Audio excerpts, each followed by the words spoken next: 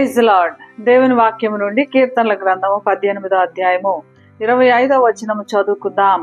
దయగల వారి ఎడల నీవు దయ చూపించుదువు, యథార్థవంతుల ఎడల యథార్థవంతుడుగా ఉందువు.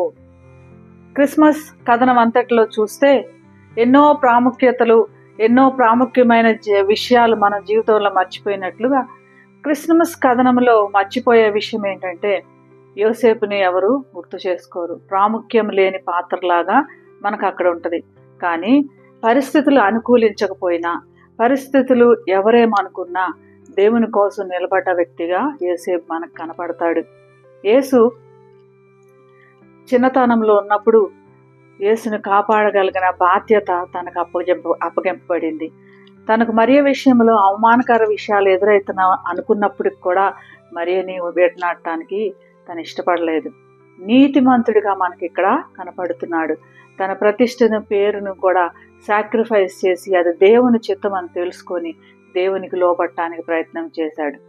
విధేయత కలిగి ఒకసారి దూత చేత ఆజ్ఞాపించబడగానే విధేయత కలిగి తను లోబడినట్టు మనకు కనపడుతుంది. మరియ పట్ల జాలి చూపించి తనకి ఎటువంటి అవమానం చేయడానికి కూడా ఇష్టపడినట్లుగా మనకు కనపడుతున్నాడు.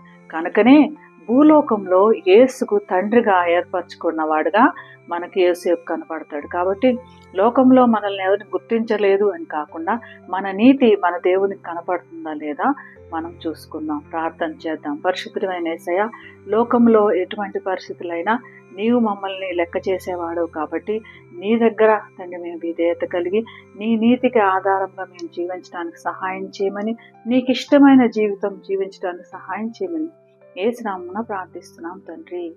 ఆమేన్.